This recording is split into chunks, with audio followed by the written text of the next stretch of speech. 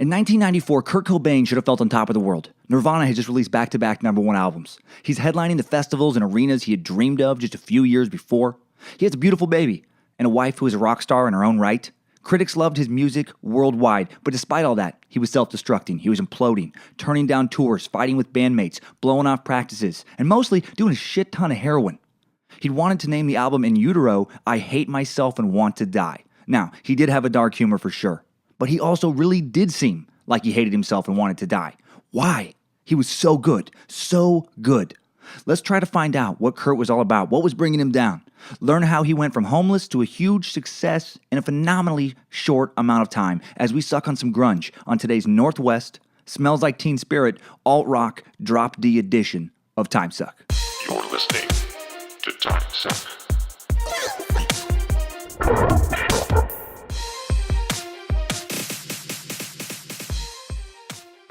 Happy Monday, and hail Nimrod, Timesuckers.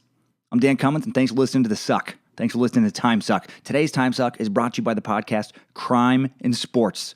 Are you fascinated with crimes? Of course you are. Everyone is. Do you like sports? Doesn't matter. Who gives a shit? Sports matter to crime in sports as much as KFC mattered to John Wayne Gacy. It just gives context and also really drives home the old saying of, it didn't have to turn out this way. I love crime in sports.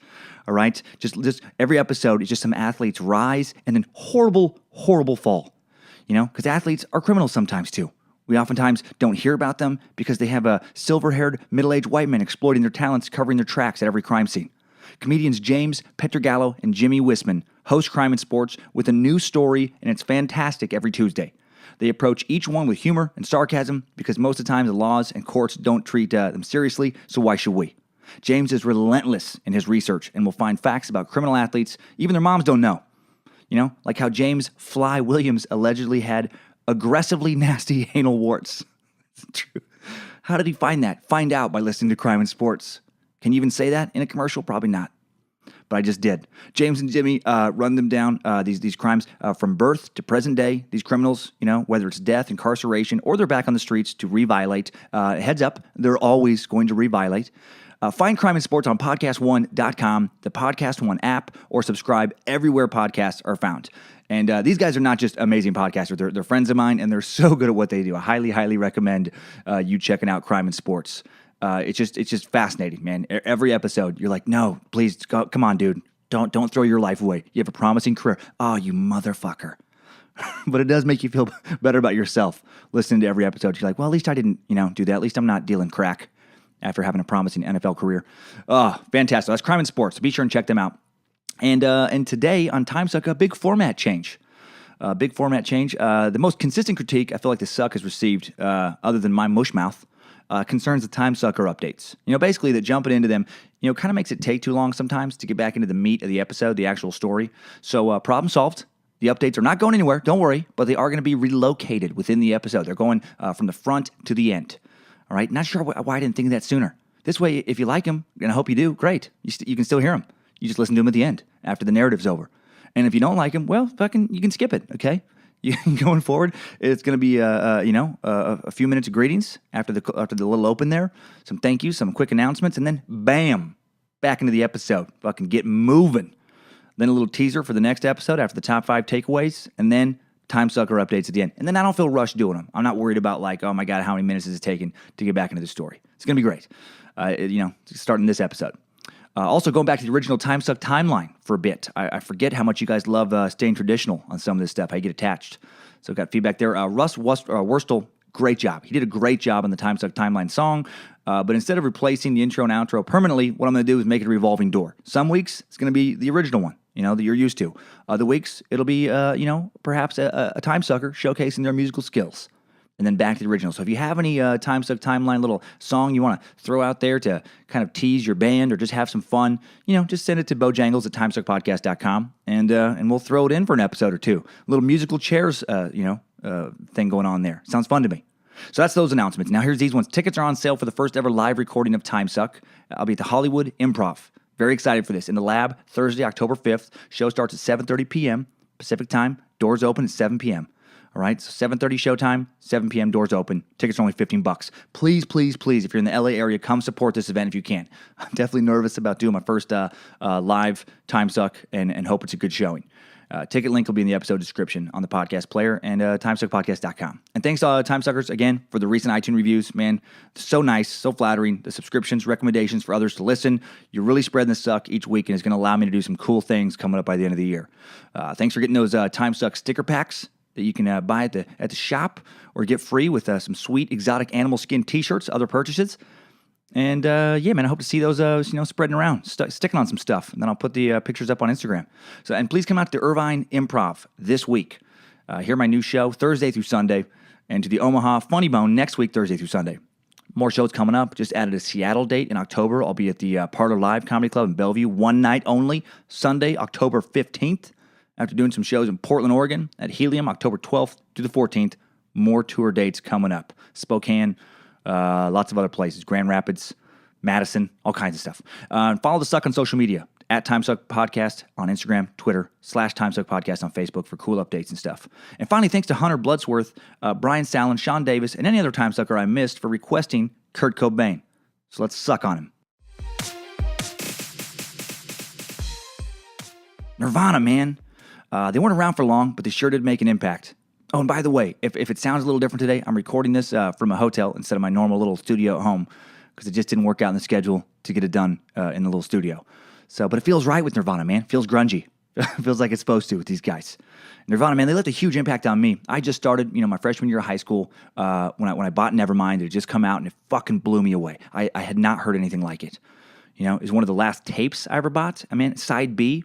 I remember flipping it over to side B, which kicks off with little territorial pissings, and it ripped my goddamn brain out of my head. Slapped it around, threw it back in my skull, a little different than it was before. So raw, powerful, so fucking angry. It's like, who were these guys, man? Who can drum that hard? Is he singing or is he screaming? I just moved from Riggins, Idaho to go live with my dad in Vegas for a bit, and it was a rough transition, man. It was not easy. I was not fitting in. I didn't have any friends, I wasn't popular at all. Like I was back in Riggins in a little tiny school, which was much easier to be popular. I was 15, misunderstood. I was pissed about my parents' divorce and just angry in general. And listening to Nirvana, it just felt like Kurt Cobain had given me my own soundtrack.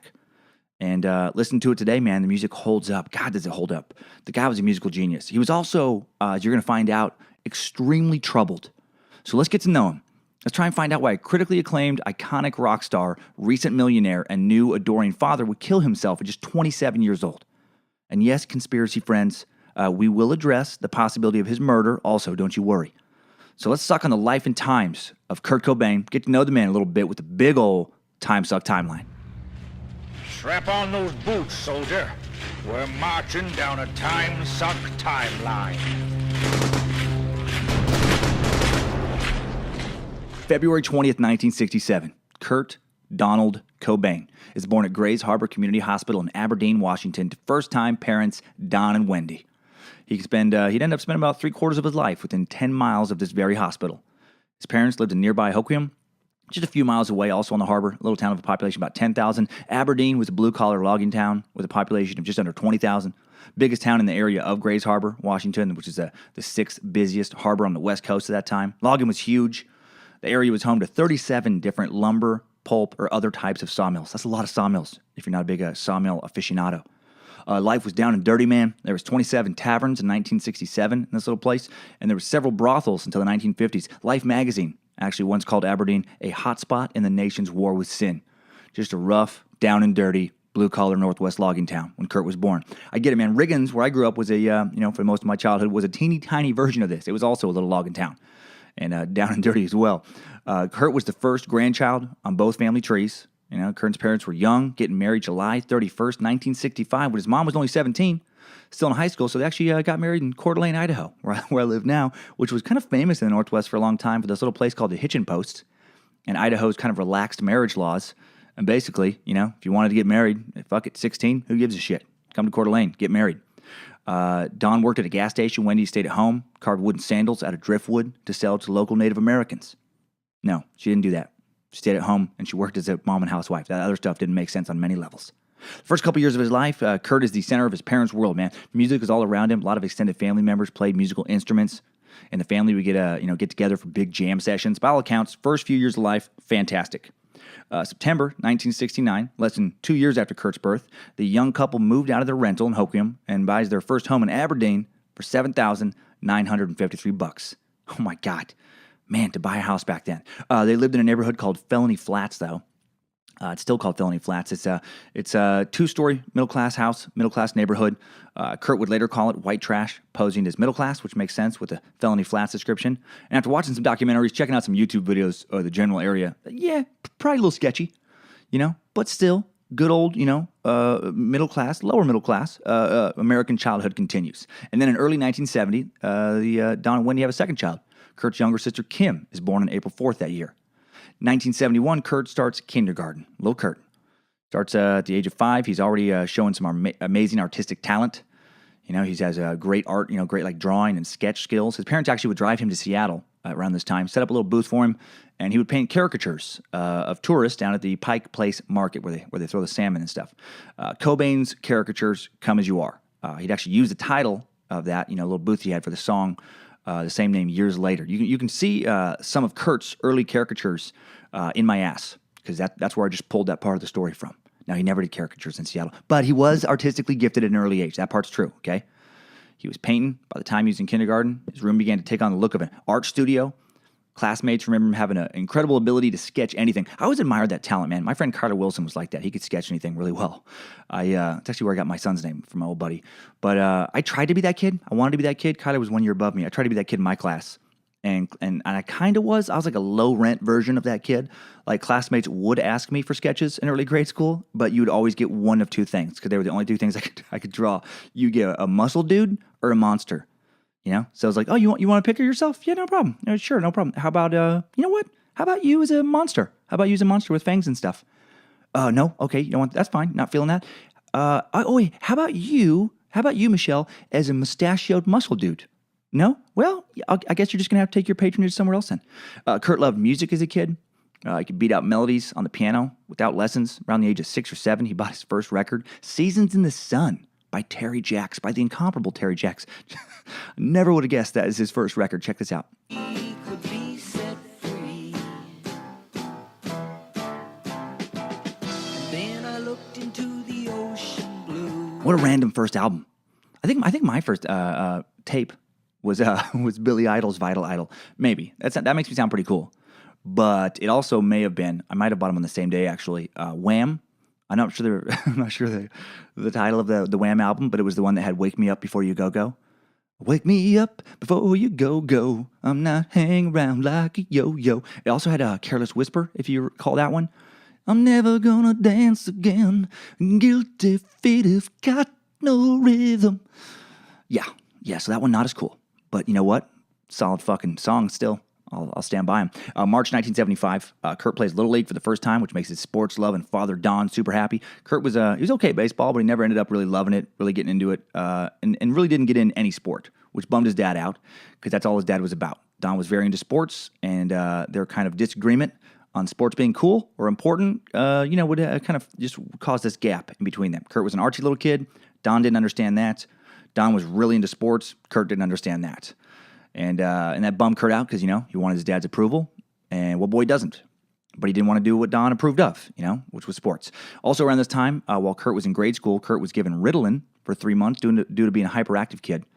It didn't really seem to slow him down, so he was taken off of it. Kurt would later blame the euphoria he felt on Ritalin as a kid as a precursor to his drug abuse later.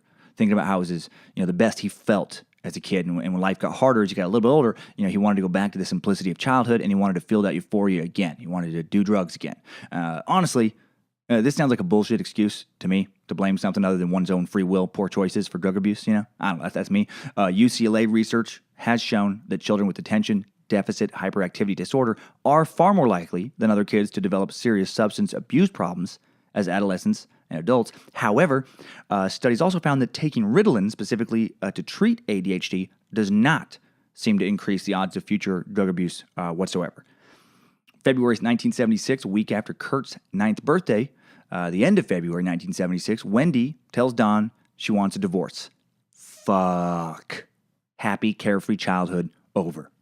A few days later, on March 1st, Don moves out to go live with his parents in a little trailer in Montesano, a town of a few miles from Aberdeen, just another little town a part of Grays Harbor. Little Kurt's devastated, Dad just moved out. His childhood is thrown into turmoil that will fester and twist inside of him and later propel him into being the musical mascot for disillusioned youth across the world. Don slips into depression, denial following the divorce, thinking Wendy's going to change her mind, and she does not. Wendy actually quickly shacks up with a longshoreman who makes twice as much money than Don. Wendy, from a lot of stuff I read, that was very important to her, income. And not trying to paint her as like a superficial person. I mean, money is important to a lot of us. But it seemed to be that was like the big beef with Don. That he was not as ambitious as she would like him to be. And her new guy was apparently an asshole, in addition to a longshoreman, who hated Don very much. One time, I read this in several articles, when Don's driver's license was mailed to Wendy by mistake shortly after the divorce, this new dude literally wiped his ass with it, like wiped shit on it, and then forwarded it to Don in the mail. And miraculously, Don did not head over to his ex-wife's house and just fucking killed them both. Wow. Like whenever I hear about some crazy domestic dispute in the news, some like, woman shoots husband, mistress, and then herself, or ex-husband kicks down ex-wife's door and kills ex-wife and new boyfriend. I never think it's good. I'm never like, yeah, good for them. But I do always wonder like, why? What led up to that? Usually it's mental illness or some premeditated sociopathic shit, Usually it is the perpetrator's fault. I will say that, be very clear about that. But I also feel like, a couple times it's got to be like a normal person who just got pushed too fucking far, right? Like in this case, like if your husband's driver's license comes to your house by mistake, and you and the dude you're shacking up with, use it to wipe your asses with it, or one of you wipes your asses with it, and then forwards it to him. I'm not saying it's okay for him to then come over to your house and kill you both with like a shotgun, but I do think the ass wiping should be taken heavily into account during the sentencing. The judge would be like, you've been found guilty of 2 counts of first-degree premeditated homicide. I was going to sentence you to life in prison without the possibility of parole, but then I heard about the ass-wiping thing. It set you off. Now, I'm not saying it's okay what you did, but I am going to sentence you to 10 years instead. And you're going to be eligible for parole in, how about 3? Not cool what you did, but those motherfuckers kind of had it coming with the butt-wiping shit. That's bullshit. June 1976, Kurt is not taking the divorce well. That June, Kurt writes on his bedroom wall, I hate mom, I hate dad, dad hates mom, mom hates dad. It simply makes you want to be so sad. Hearing this bummed me out, man. Especially as a kid whose parents divorced when, I was about the same age as Kurt, and also having, divorced myself that my kids had to go through. So definitely a bummer, but you can also see Kurt's future lyrical ability in that refrain, right? It simply makes you want to be so sad. I don't feel like that's how the average 9-year-old is going to write about their parents' divorce. I feel like it would normally be something like, I hate mom, I hate dad, they can eat poop and boogers, hope they do eat some poop, and I hope some boogers too. I think it'd be more along those lines. 1976 would be one of the worst years of Kurt's life, man. He was so upset about the divorce, he ended up going to the hospital because of malnutrition. This might have been the first sign of a stomach condition that would plague and haunt him for the rest of his life, or he might have just been so emotionally upset he couldn't keep his food down. 3 months after the divorce, Kurt went to go live with his dad in Montesano. His sister, Kim, stayed with mom, Wendy. And then in the winter of 1976, he transferred to a new school in Montesano, a smaller town of about 3,500 people, with a much smaller school, about a third the size of the school is in Aberdeen. It was easier for Kurt to be a lot popular there. He immediately became a favorite of the girls with his blonde hair, blue eyes. And this resonates with me very much, man. My parents got divorced when I was like 8, 3rd grade. I wanted to go live with my dad, but wasn't allowed to. My dad stayed in Anchorage, Alaska, where we've been living for a few years. And then my mom moved us back to where I was born, back to Riggins, Idaho, where there was about 20 kids in my class now. And I went from not having, too many friends. I don't remember being very popular at all in Anchorage when I was little. I had like 1 or 2 friends or whatever. And so I went to a few schools there. I remember one school just right after, kind of during my parents' divorce, where I was just not happy. I think I cried. I think I probably cried a lot in school, which makes other little kids, not want to be your buddy necessarily. And then I go to a school where there's like 10 kids in my class in Riggins, or 20, 10 boys. And I became way more popular than I ever would have been if I would have stayed in Anchorage, like way, way more. And that definitely affects your development. I don't think I'd be a comic today, honestly, if I hadn't went to school for Riggins for most of my childhood. It would, I just got a confidence there I wouldn't have got somewhere else. I had that new kid cachet, I had it in a town where you might be the only new kid for a couple years. October 1977, Don meets a woman named Jenny late that fall. The woman he would soon remarry. She was divorced, had 2 kids herself.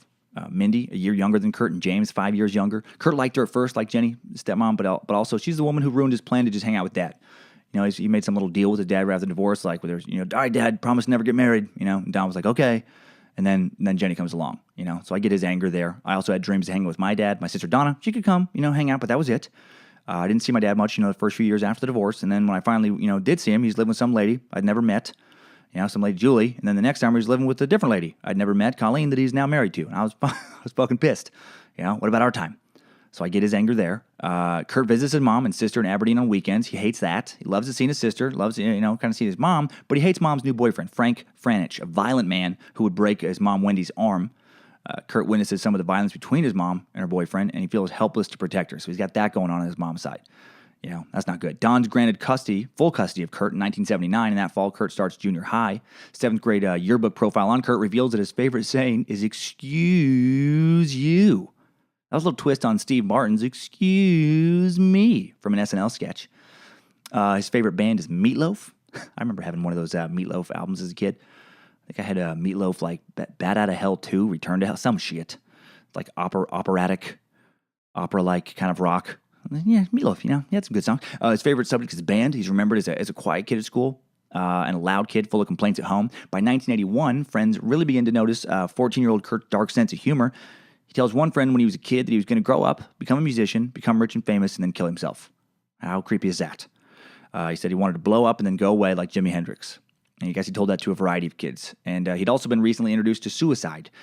Kurt's great uncle Burl, his grandpa's brother on his dad's side, had shot himself in the head in 1979. And I guess Kurt would talk about that often. He was fixated on that. And then in 1981, he saw a suicide. This is really crazy. He was in 8th grade. Classmate Kurt knew at Montesano hanged himself from a tree outside the Montesano grade school. Kurt and 2 other classmates discovered the body while walking home from school. That's like some Stand By Me shit, right? If you ever seen that movie or read that Stephen King short story. They ended up staring at it for like half an hour before school officials made him leave. That's got to leave an impact on you, man. I mean, just seeing some kid you know, or knew, I guess, hanging from a tree. Jesus Christ. Kurt started smoking weed, dropping acid in the 8th grade. He went from smoking pot at parties to smoking pot with friends to smoking it daily by himself. Pot itself may not be addictive, but that's true addict behavior, man. Every day he's doing it. Pot became his escape. He also started cutting class regularly by the end of 8th grade. He'd go buy weed, raid some other parents' liquor cabinet with some buddies. Started spending more and more time alone as well. Stopped doing his chores, started acting out more and more at his dad's house. Right, he's spending more and more time in his basement room alone, fighting with his stepmom, fighting with his brother and stepsister. Feels like she favors the other kids over him. September of 1981, Kurt starts high school, joins a track team, throws a discus, runs a 200-yard dash, but doesn't show up to the practices, very many of them. So to a few here and there. He also joins the JV wrestling team, but kind of gives it the same kind of half-ass effort. His dad actually ended up walking out during one of his matches when he just lays there and lets the opponent pin him. For his birthday, his grandpa Chuck offers Kurt either a guitar or a motorcycle that year, and Kurt picks the motorcycle. How weird is that, man? He actually gets good enough with it to earn a spot with the Aberdeen Rumblers, a team that competed in sort of a precursor, I guess, to the X Games, where 2 teams of 5 riders each would wear light body armor and try to knock off other riders with wooden bats. I guess how you'd win is the last team to have a rider, not get knocked off of their bike with a bat would win. And Kurt's dad and grandpa, they fucking loved it, man. They loved it. They saw a competitive side of Kurt for the first time. Kurt actually killed a kid in his second match. So his dad was never more proud. So that was a good moment for him. Of course, that never happened. Well, at what point did you realize it was bullshit? Was it, please tell me at the body armor part, you were still like, oh, that's weird. That's crazy. I never heard of the Aberdeen Rumblers. It's because they never exist. No, I'm sorry. Kurt, he picked the guitar. Of course he did. It's Kurt Cobain. He played it constantly. Unfortunately, he also fought with his dad and stepmom constantly, even though he was only, freshman in high school. They kicked him out of the house this year. Sent him to live with his grandparents, Leland and Iris. Over the next 4 years, he would live in 10 different houses with 10 different family members. His family paints a picture of Kurt around this time as a lazy, petulant, self-absorbed teen. Even his sister Kim, she's living in the same environment, but she kind of keeps her shit together. She helps pay the family bills, with her paper route. Kurt's not interested in doing any of that. He doesn't want to get a job, can't be bothered. Life's not fair. Everything's not fair. Why should you have to do that? Kurt ends up living with his uncle, Jim Cobain, for a while. His uncle Chuck soon after that. Numerous other family members. No one either has room for him or they can't control him. Ends up having to kick him out. Kurt transfers from his high school in Montesano to Aberdeen, where he goes to live with his mom halfway through his sophomore year. J.M. Weatherwax High School has 300 students per grade, 3 times the amount of kids in Montesano, and Kurt does not handle the transition well. Right? Kurt does not make friends easily at the new school, isn't popular in Aberdeen. He's a small kid, not athletic enough to half-ass it, still make a team. Things are way more competitive. The school is full of cliques. He doesn't belong to any of them. And again, I mentioned this earlier with going to Vegas. I relate to this, in between 8th grade and my freshman year. I went to go live with my dad in Vegas. I've been living with my mom since the divorce in Riggins, Idaho. Transferred from a school with a class size, like I said, of roughly 20 to a school in Las Vegas that had more kids in just my class, about 650, than the entire population of my town had right before. Huge culture shock, and I did not know anyone. And I went from being a popular kid in Riggins to a kid who had no friends. I also grew like 6 or 7 inches in about 6 months and didn't put on any weight, which did not help. I hadn't grown for several years. It was a weird thing when I was a kid. I was like the shortest kid in my class from about 5th grade to about 8th grade. Boys or girls. I was tiny. By 8th grade, I was still around, I think around like 4'11", somewhere between maybe even 4'10", 5'2", probably about 100 pounds. And then suddenly I shoot up to about 5'8", 5'9". I only make it to about 110, 115 pounds. Like I was like, the kind of skinny where everyone's like, just eat. And I'm like, fucking I am. I'm eating all the time. Suddenly I get acne, pretty bad. Go from being the star of the basketball team to not even bothering to try out for the team because most of the kids could dunk and would later play in college. And I was used to practicing on a hoop in my lawn back in Riggins. It was, roughly regulation height with very uneven ground. It was fucking terrible. And that's awkward to go through at that time in your life. And it was awkward for Kurt. Kurt remembers being picked on in Aberdeen. He dropped out of sports. The only classes he excelled at were a few art classes, basic and commercial art, 5th and 6th periods. I guess he'd mostly just skip school until then. His art skills did impress his teachers, but other than that, he just wasn't showing up. His mom doesn't even seem to notice. His mom was busy shacking up with young dudes. She loved young guys in their early 20s when she was in her mid-30s. And she was too busy, just banging it out, I guess, to pay attention to Kurt and be a parent. Kurt's mom did embarrass him. She would sunbathe in a tiny bikini in her yard when his friends were over. She'd buy his friends alcohol, kind of seemed to flirt with them, which is fucking gross. Like, what a dirtbag. Like the parent who flirts with their kid's friends, you're such a fucking dirtbag. When she popped up on some documentaries I watched about Kurt, like Montage of Heck, I immediately did not like her. Didn't really like either one of his parents, to be totally honest. His dad just seemed checked the fuck out. His stepmom seemed clueless, and his mom just seemed like a dirtbag. Kurt Cobain also went on to his first concert shortly after heading back to Aberdeen. First rock concert, man. He saw Sammy Hagar at the Seattle Coliseum. Fucking Sammy Hagar. That's one of the first musicians I was into as a kid. I remember one of Sammy Hagar's tapes is the first one I ever shared with a friend. Like, first one I was like, dude, you gotta listen to this. It was the song I Can't Drive 55. I distinctly remember being in the basement, putting that in the boombox. I was about 6 or 7 years old, and just being like, man, check this out. I remember my friends started to talk. I was like, no, shh, quiet. You gotta hear this. Like, this is the greatest thing I'd ever heard, Write me up for 125. Post my face and want dead or alive. Take my license, all that jive. I can't drive 55. You get that fucking crazy high note, right? Oh, butt rock. Kurt would call him butt rock too later. Man, is that a regional term, butt rock? For like the Sammy Hagar kind of Skid Row, Cinderella, Warrant, type music. I don't know, man. That's what we call it. Kurt would later say that Black Flag was his first concert. Classmates would later remember that he came to school, though, wearing Sammy Hagar shirt the next day. All right? So it wasn't Black Flag, buddy. Don't try and rewrite your narrative. All right? Don't act like that was your first concert you went to. It was fucking butt rock. That's where you started. Fuck yeah. I bet he did have a Hagar shirt. I bet that shirt had some like hot rock chick just caressing Hagar's hairy chest or something. Man, fucking butt rock. Acid wash jeans, T-top Camaros, punching nerds, peeling out in parking lots. Summer of 1983, Nirvana did see some punk. Nirvana. I'm calling him Nirvana now. Kurt Cobain. He sees the Melvins the following summer perform for a handful of people in a little Montesano grocery store parking lot. How punk rock is that? It would change his life forever, man. He'd later write about it in his journal. This is what I've been looking for. Yep, Melvins blew him away. Crowd was small, but the Melvins' energy was huge. They played fast and raw with an intensity he had not seen before. He soon saw them again many, many, many times. Actually, the Melvins would be very intertwined with his life and with the life of Nirvana, as we'll find out. He finds out that the Melvins had all grown up and gone to school together in little old Montesano, where Kurt had gone, recently, and they were now practicing in Aberdeen, where he was living, just a few miles, They were all in the same little area there. I can't imagine how cool that must have felt for Kurt. Melvins practiced in the back of drummer Dale Crover's parents' place in Aberdeen. Local teens would come watch him, including Kurt. The band called these kids Klingons, a little nod to Star Trek, a little acknowledgement of their clingy, following nature. Kurt knew the Melvins bassist, Matt Lukin. Matt had gone to school in Montesano, too, about 3 years older than Kurt.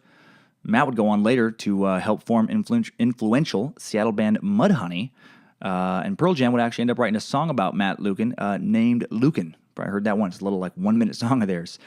Spring of 1984, Kurt gets kicked out of his mom's house, becomes a homeless teenager. At first, he's sleeping on a buddy's porch. Then he slept in the hallway of various Aberdeen apartment complexes. This type of living would inspire the lyric he'd write later, "It amazes me, the will of instinct." To eat, he'd go to a local hospital, tell cafeteria workers he was grabbing food from one of the patients there. How fucking sad, man. This is a kid who's supposed to be in high school, and he's sneaking food out of a hospital. Kurt moved back into his father's house after about 4 months of being homeless in 1984, and he begins really getting into the guitar now, really practicing it for hours and hours down in the basement. And then another Cobain suicide kind of depresses the family. Another one of his grandpa Leland's brothers, this time Ken Cobain, now shoots himself in the head, just like his other brother had. Two of his grandpa's brothers now have shot themselves, and actually his third and final brother had recently drank himself to death, which the family felt was kind of suicidal because basically his doctor had told him, if you keep drinking, you're going to die, and he just goes right back to drinking. Kurt, too far behind in school now to graduate on time. He just kind of stops going, drops out. 1984, after he's dropped out, he tries religion, still looking for some meaning in his chaotic, increasingly hopeless-looking life. His shot on religion lasts about 6 months. He goes to a Baptist church with a buddy of his, Jesse. Even gets baptized that October. Gets really into it for a while. Starts going to Wednesday night Bible studies in addition to mass, the sermon on Sundays. Kurt moved in with Jesse's parents, the Reeds, Dave and Ethel, in September of 1984. Also jammed with future Nirvana bassist Chris Novoselic at this time. He'd met Chris eventually and it is Christ, by the way. I always thought for years it was Chris. It's actually Christ with a T. Kind of an odd name, right? Christ. I think it's Croatian. But Chris, he met him initially at the Melvins practice space back in Aberdeen. Chris was another one of those Klingons.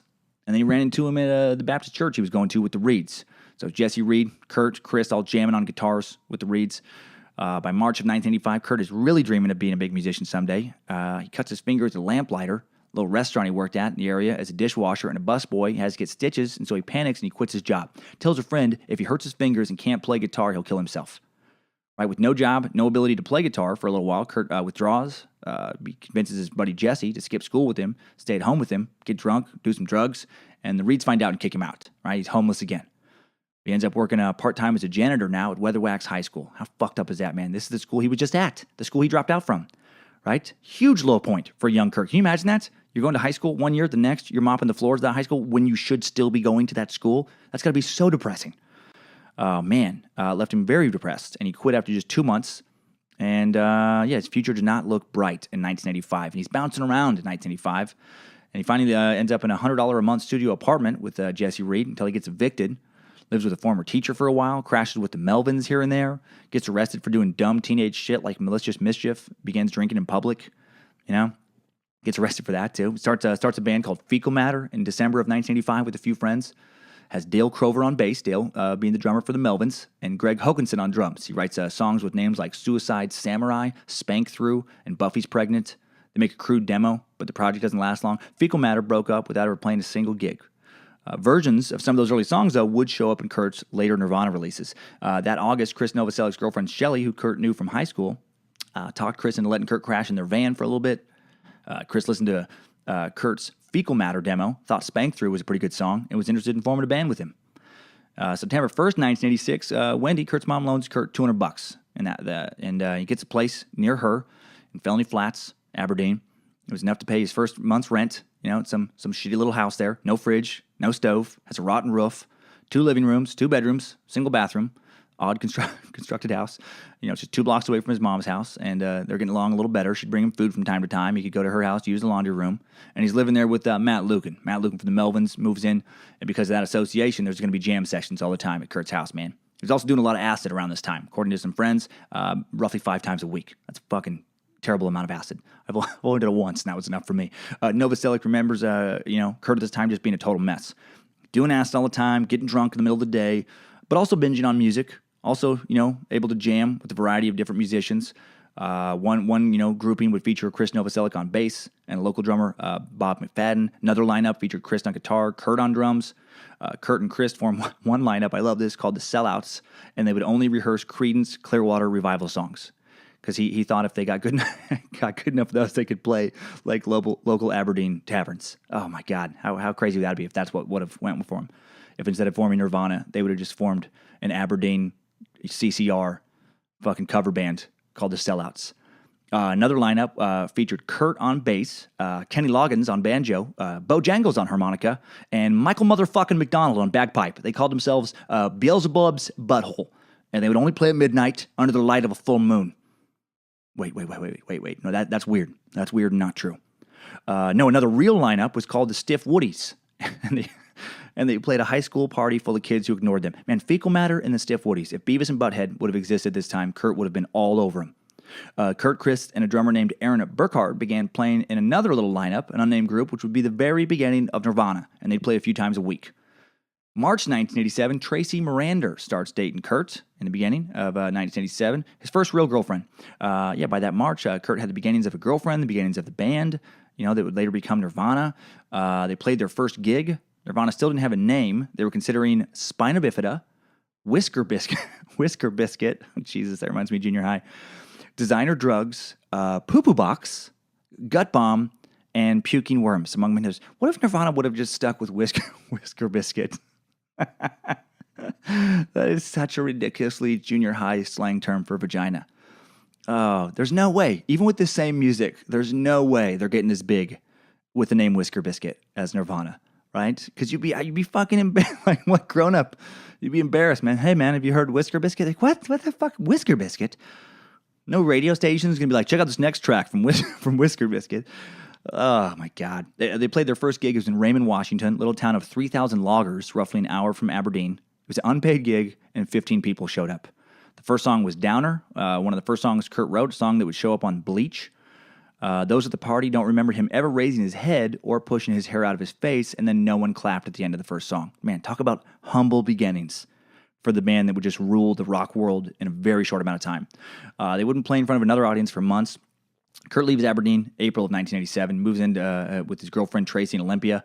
That's a good move for him. Olympia was a super eclectic little, uber liberal artsy college town. That's where Evergreen College is, like maybe one of the most liberal colleges on the face of the earth. Tracy lives right next to downtown. Super good place for emerging artists to live. Kurt worked on his art there and his music while living with Tracy. She dotes on Kurt. She was a few years older, nurtured him in an almost maternal way. She was a supportive mother he never had in Wendy. In the documentary Montage of Heck, she comes across as a very, very sweet woman, actually. As of spring 1987, Nirvana still hasn't settled on a permanent name. They played a few more parties in early 87, and then in April, perform on a college radio station called KAOS in Olympia. Tracy passes a tape of the performance to Jim May, the booker of a theater in Tacoma, Washington, called the Community World Theater, and they performed there at the theater their first non-party gig as another name, Skid Row. I love that. They didn't realize there was already a band named Skid Row, fronted by Sebastian Bach, complete butt rock, and there was about 20 people in the crowd for that one. Nirvana's still not making any money at this time. The band almost breaks up because of it. Chris is working 2 jobs for a while in Tacoma. He's working as an industrial painter and also as a Sears clerk. And then the original drummer, Aaron Burkhart, he takes a new job as the swing shift assistant manager at the Aberdeen Burger King. And he can't play with them anymore because he can't make practices. How fucked up is that in hindsight? Dude, you were in Nirvana? Oh, yeah, man. I was their first drummer. I could have been Dave Grohl. What happened? Well, Burger King called is what happened, and I answered. And you know what? No regrets. I'm a manager now. So, headbutt, high five, up top. December 87, Dave Crover, an old drummer for the Melvins, was back in town from California, and Kurt reaches out to him so he could record some tracks from a demo. So now they got Dale Crover on drums. January 23rd, 1988, Chris, Kurt, and Dale Crover, they drive up to Reciprocal Recording Studio in Seattle, a now legendary studio where Mudhoney, Mother Love Bone, Soundgarden, other Seattle favorites and legends had already recorded. In less than 6 hours on January 23rd, 1988, they had recorded and mixed 9.5 songs. That's right, there's a half in there because the reel of tape ran out halfway through the last song and they didn't have the $30 for an extra tape. That's how poor they were. A lot of the songs from Bleach were originally recorded that day. They played the Tacoma Theater again that night in front of about 20 people again, and they actually get paid this time. They actually get paid. They get $10 in gas money. A month away from his 21st birthday, Kurt Cobain is now technically a professional musician. And I guess he supposedly just kind of rubbed that $10 bill around in his pocket the whole drive home. How adorable is that? I still remember making my first money in comedy, man. $25 for doing 5 7-minute sets in Spokane, Washington over the course of a weekend, 5 shows. at a little place called the Season Ticket Sports Bar. I think they called the Comedy Club inside of it Laughs. It was just a separate room inside of a sports bar in the parking lot of a thrift store. I was 23, and it felt fucking amazing. Kurt was now obsessed with his new, still unnamed band. Yeah, actually, I want to thank Nick Tyson for giving me that first sets. That was the guy that got me started. But Kurt, yeah, he's obsessed. He became convinced that getting on a video on MTV would catapult the band to fame. And to help make that happen, he convinced his bandmates to play an Aberdeen Radio Shack in early '88. A friend shot the performance on a low-budget camera that had various special effects, kind of like shitty effects. And when Kurt watched the tape, he realized, not quite MTV quality. And so did the rest of the band. And then Crover left and went back to work with the Melvins. I love the delusional optimism of youth. Just, guys, I have a plan. MTV videos makes bands famous, right? And we want to be a famous band, right, guys? Okay, then. Well, we need to make a video then. And look, I got an in. We can shoot it for free at Radio Shack. Think about it. They already have all the cords. They have all the adapters we could ever need.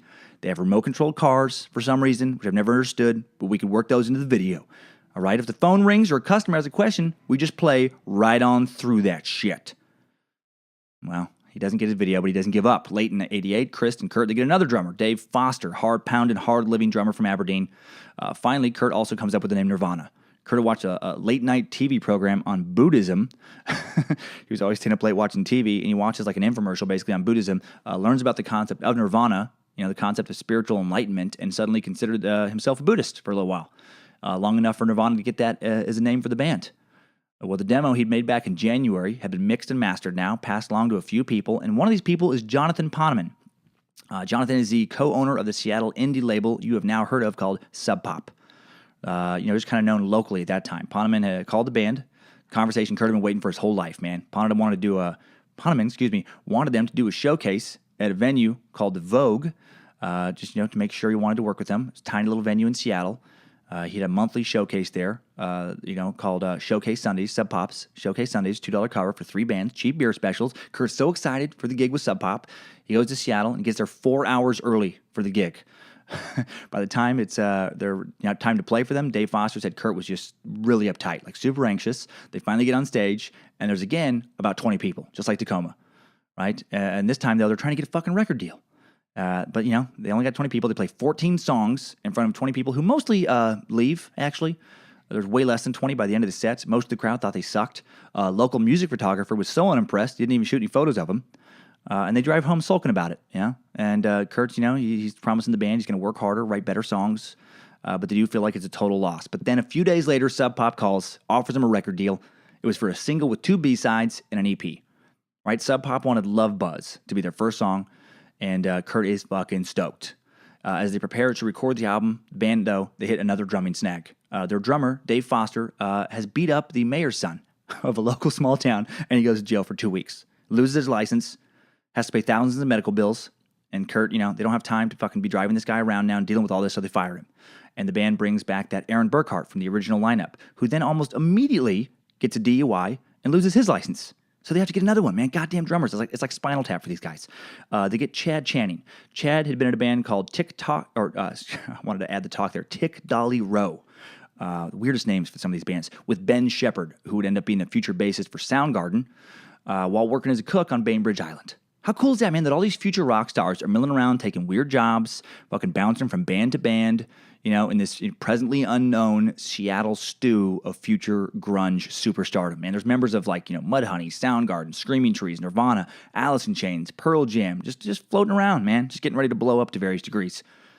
June 11th, 1988, Nirvana heads into the studio, and they record 13 total hours of studio time, and they get 4 songs: Love Buzz, Spank Through, Big Cheese, and Blandest. In November 1988, Sub Pop releases the Love Buzz single. Big Cheese is the B-side. And they start to get a little bit of play on KCMU, in Seattle, a UW indie rock station. Buzz starts to begin to slowly build. Sub Pop ends up wanting to do a full-length album with them, off of the Buzz. But unfortunately, Sub Pop is so broke that they can't pay for the album. So they tell Nirvana, hey, man, we want to do an album with you guys, but you guys are going to have to pay for it, which is usually, that's the exact opposite of how things are supposed to work at a label, right? But they're so excited just to have somebody want to do an album that they agree. But that is so ridiculous, that you're just like we're going to have you pay for the album, and then we're going to take half of what we make on the album that you paid for, because we'll distribute it, kind of. But we're broke, so we probably won't even distribute it. But anyway, Early 1989, Kurt and Tracy start having relationship problems. He writes a song about it. Writes a song as their relationship deteriorates called "About a Girl." I'm sure you've heard that. I love the unplugged version of that song. This song was his first, real love song. Ended up being one of the breakout songs on the Nirvana Unplugged album. Also would show up on Bleach, on that first studio album, first full-length studio album. In early 1989, Kurt demands that Sub Pop sign a contract with Nirvana, even though Sub Pop doesn't normally do contracts with bands. But the band itself demands it, which again is weird. Usually, it's ideal to have a record done with a label but not be in a contract. Like that is the best case scenario. But they want more commitment from Sub Pop, and Sub Pop agrees. And the label's going to pay him $6,000 for the first year of the contract, $12,000 for the second, $24,000 for the third. That was the contract they demanded. Hilarious. Considering how much money they would make later and how big they'd blow up. 1989, for most of it, Kurt does not work a regular job and is also not making money with Nirvana. Tracy pays the bills, and Kurt stays at home, writes songs, paints, works on art projects, watches TV. As talented as Kurt was, man, he needed a patron, man. He needed a patron to nurture his talents and give him the time to work on his craft, or he never would have made it. No one develops all by themselves. I think that's a good little reminder of that lesson here. And any artist you like, anybody that ever says, man, I fucking did it all on my own. No, you didn't. No, you did. Somebody else helped in some way, or you would have never made it. 1989, Nirvana would play over 100 gigs, far more than the total Kurt had played in his entire life before Nirvana.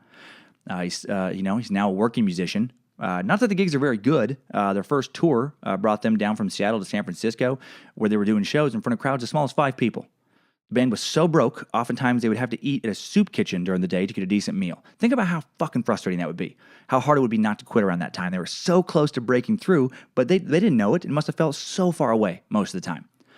June 9th, 1989, Nirvana played Sub Pop's Lame Fest at the Moore Theater in Seattle. They opened for Mudhoney and Tad. Bleach wouldn't be available at record shops until June 15th, but fans could buy the album at this show for the first time, and it was the first time Kurt gets to watch fans of Nirvana line up to buy a Nirvana album. How fucking cool is that? Awesome moment for him. Late June 89, Nirvana heads out on their first cross-country tour, heading out for 2 months together in a van, touring all the way to Boston. It was Kurt, Chris, Jason Everman, a guy who was a second guitarist they had for a little while, kind of a precursor to Pat Smear, and then they got Chad, the drummer. Loaded the band up with their first T-shirts, which I'm not making this up. This isn't one of my things. The first T-shirt read, "Nirvana, fudge-packing, crack-smoking, Satan-worshipping motherfuckers." Fudge-packing, crack-smoking, Satan-worshipping motherfuckers on a T-shirt. How hilarious is that? And I guess they sold enough. They sold enough of that shirt to make the tour a tiny bit profitable. They were still so broke they usually had to choose between food and gas, but they made a tiny bit of money. Oh, man, if somebody has one of those T-shirts, that has to be worth some serious bank right now. The band is sleeping on people's floors, or if they do get a hotel bed, they're all snuggled up in it together. So it's still very, very modest kind of, professional musicianship at this point. 1989, Kurt also begins to see a specialist to figure out why his stomach is always messed up. Goes through a barrage of tests. Tracy's convinced it's his diet, which I'm kind of convinced of, too, from everything I've read.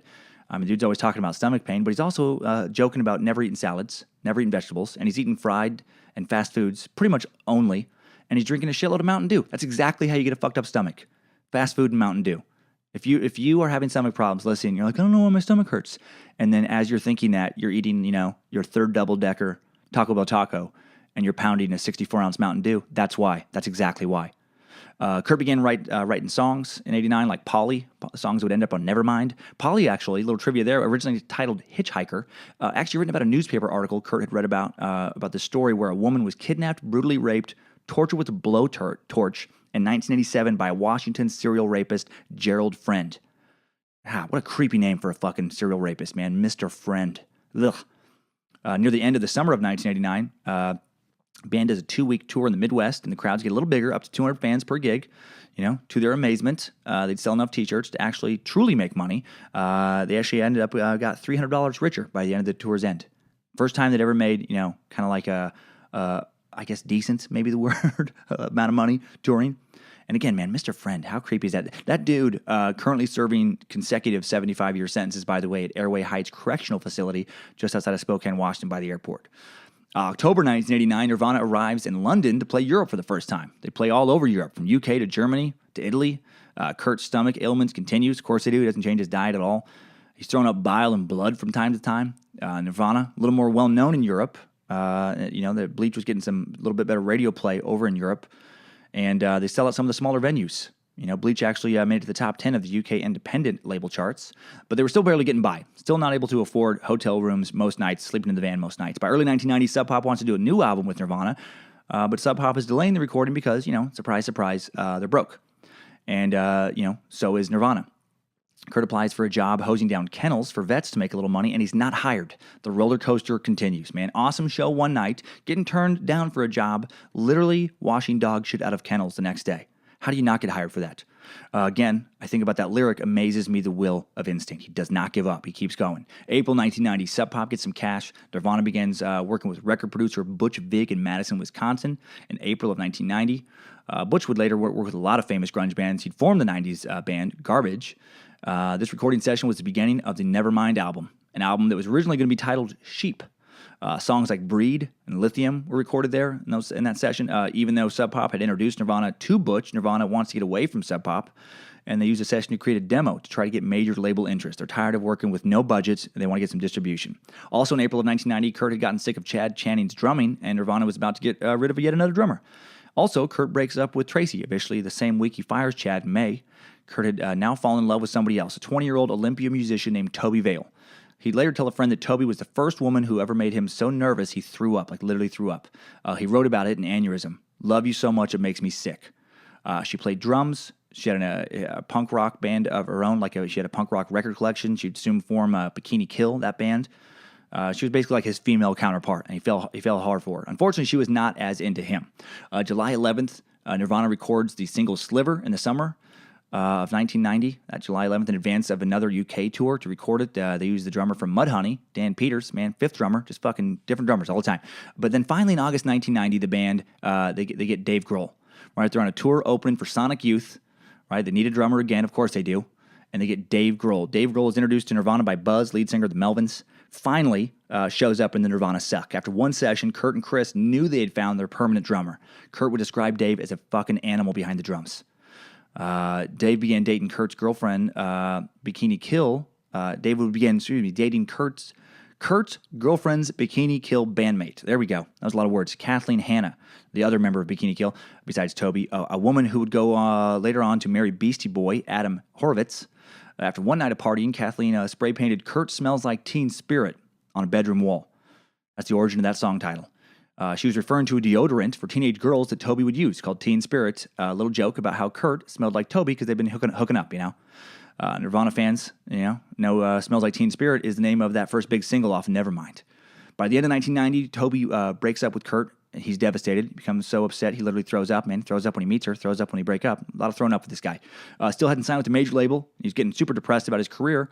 And in the 4 months following the breakup, he writes several of his most memorable songs. Songs about Toby, songs like Aneurysm, Drain You, Lounge Act, Lithium. Lithium was actually written before Toby, but he altered some of the lyrics after his breakup with her. He also wrote Smells Like Teen Spirit, of course, That's partly inspired by Toby, as we just found out. So really, we should all thank Toby for breaking his heart and giving us a lot of great songs. But then by November, second week in November 1990, he starts using heroin. This is where it starts. Starts writing about it in his journal. Dude kept a lot of journals, so we're able to find this stuff out about him. First injected heroin with a friend in Olympia. Loved how the drug made him forget about his breakup, made him forget about his career frustrations, and it made him forget about his stomach pain, at least for a little while.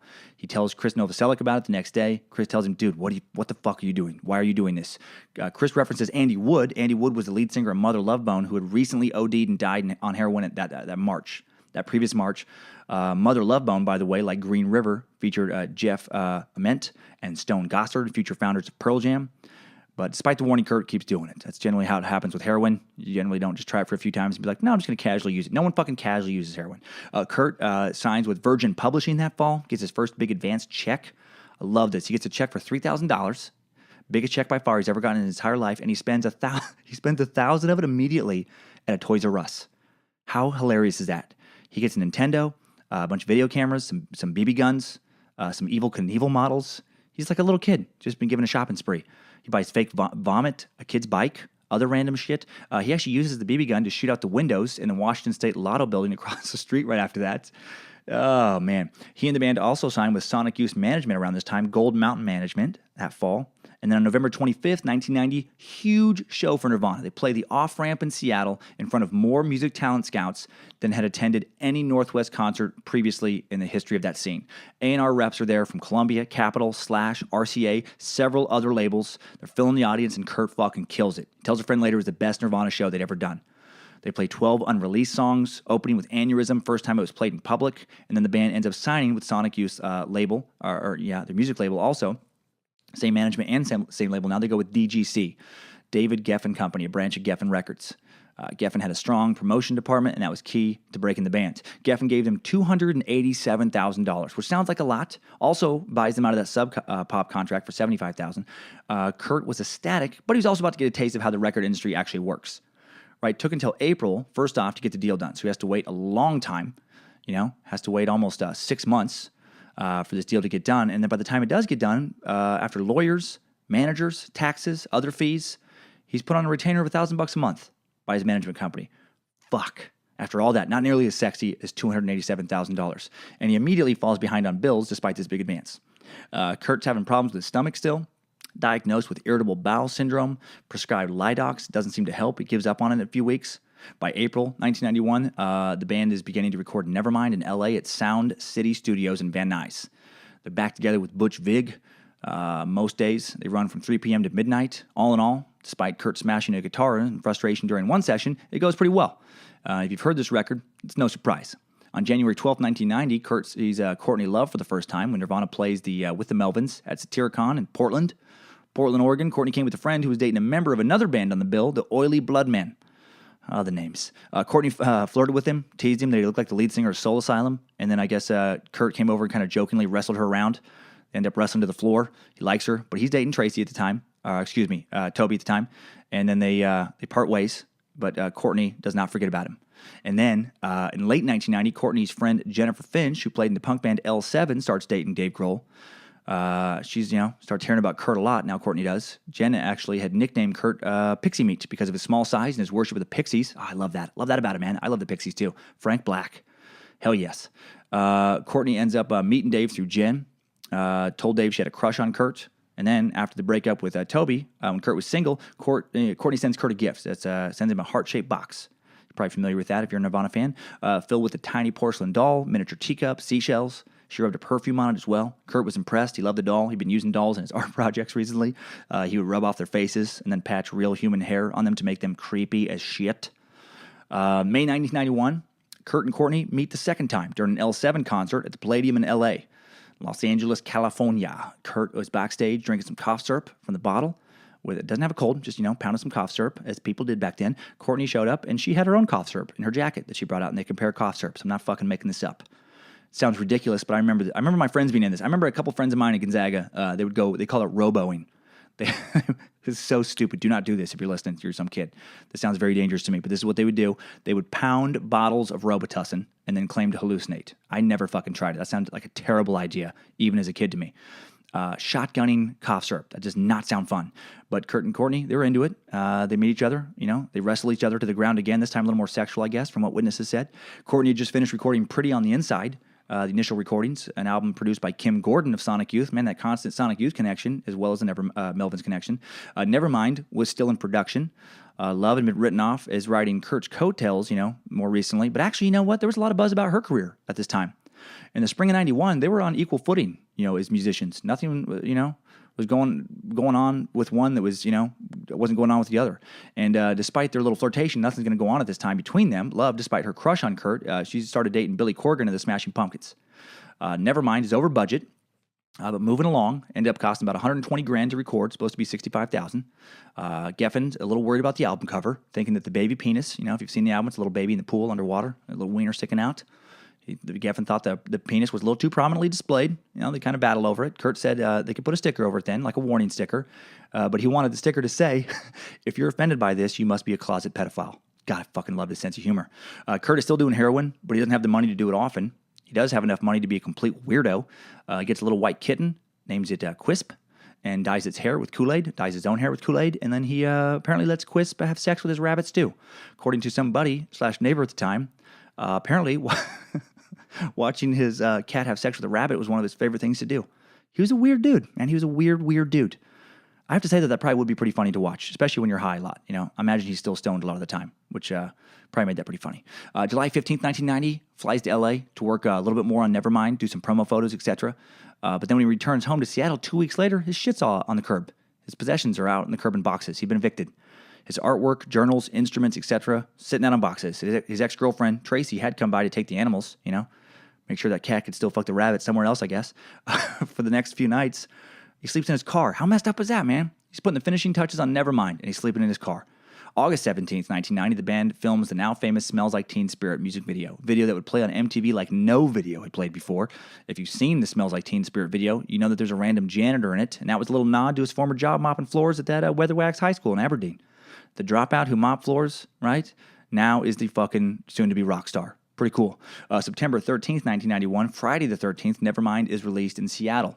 A little pre-release there. Kurt and the band are doing radio interviews all around Seattle. There's a record party released at Rebar in Seattle. They raged through the night, passed out at a friend's house. The next day, at an in-store record signing, Kurt is blown away, as is Chris and Dave, by how many fans are lined up waiting to see them play at Beehive Records in Seattle.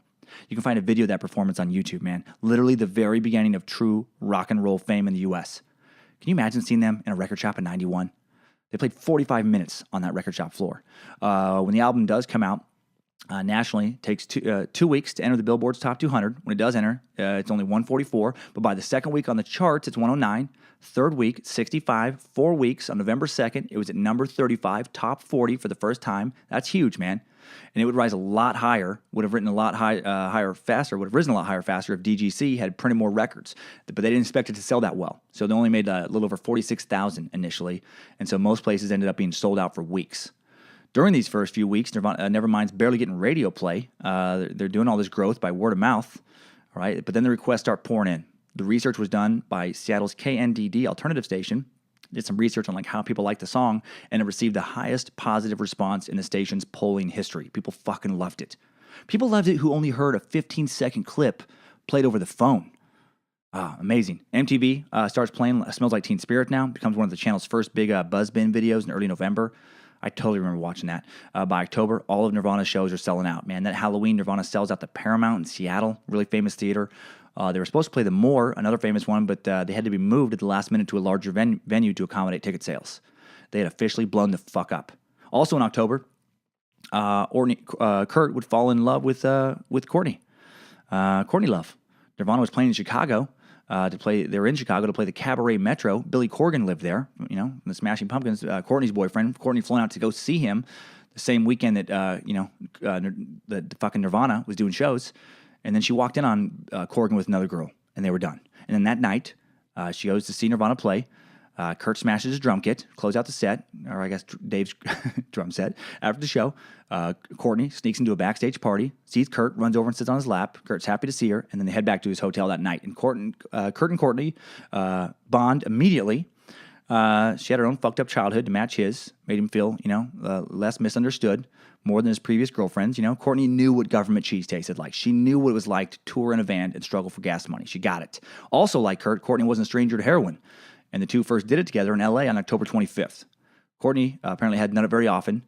Kurt at this point was escalating to daily use. He was rationalizing it as controlling his stomach pain. I think this is important to mention that Courtney did not, popular to rumors on the internet, turn Kurt onto heroin. That was all Kurt. By Halloween, Nevermind had sold 500,000 copies. It's gone gold by November 28th. It hits 1 million sales in the U.S. alone, while the band's on tour in the U.K. They're the biggest thing in music months after being basically broken homeless.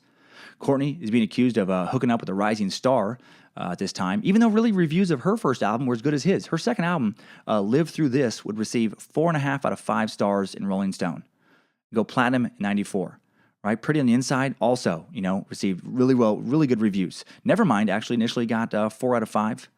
Got 9 out of 10 by Spin, 5 out of 5 by Blender, But they both did really well. Like, they were both basically getting the same really good reviews. And I just want to point this out that, she wasn't just a hanger-on. She was a popular and critically acclaimed musician outside of Nirvana. Because I just hear that constantly going into this research about how Courtney Love killed him, Courtney Love wrote his coattails. I'm not saying she wasn't a gold digger. Maybe she was.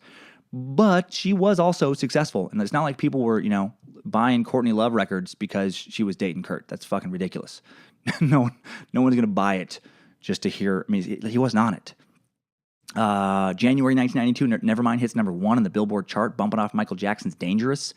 Nirvana plays 2 songs on Saturday Night Live, Smells Like Teen Spirit, Territorial Pissings. Nevermind has now sold over 30 million albums worldwide. Also, even though they were both doing heroin, and they didn't know it, Courtney was now pregnant with his daughter, Frances Bean Cobain, who would be born in August. Life is moving fast for Kurt, man. He and Courtney ran a place in L.A. that spring. First time Kurt had lived outside of Washington.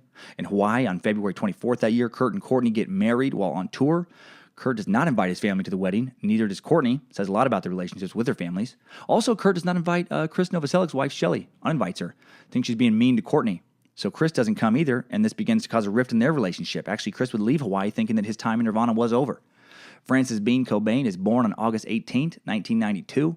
The day after she's born, Kurt scores heroin in the hospital and actually fucking ODs in the hospital. How crazy is that? He got a gun also, brings it to the hospital. He and Courtney made a double suicide pact. He was going to kill himself and kill Courtney. I guess not in that order. That'd be hard to do. If someone tried to take their baby, and they were worried about someone trying to take their baby because of a Vanity Fair interview where Courtney admitted to doing heroin while pregnant. Well, 2 days after Frances' birth, a social worker shows up at the hospital with that Vanity Fair article in tow. Right? The county petitions to have Kurt and Courtney declared unfit parents and have the child taken from her. The court refuses to release the baby home with them. Nanny ends up having to take the baby out of the hospital. August 24th, 1992, the first court hearing is held regarding Frances Bean's custody. Kurt was ordered to undergo 30 days of drug treatment. Both parents would be drug tested randomly after that, and visits with Frances would be supervised for a little while. Frances would, for the time, have to live with Courtney's half-sister. And then days later, he's heading to Europe to headline the Reading Festival on August, right? August 30th. What a strange life he's leading. Fit to headline Europe's biggest rock festival, not fit to be a dad. September 11th, 1992, Nirvana performed at a sold-out show at the Seattle Center Coliseum, right? 16,000 rabid fans. This is the venue he'd watched Sammy Hagar at as a kid, right? His first taste of live music there, and now he's selling it out himself. That's some rock star shit. Hundreds of kids are crowd surfing.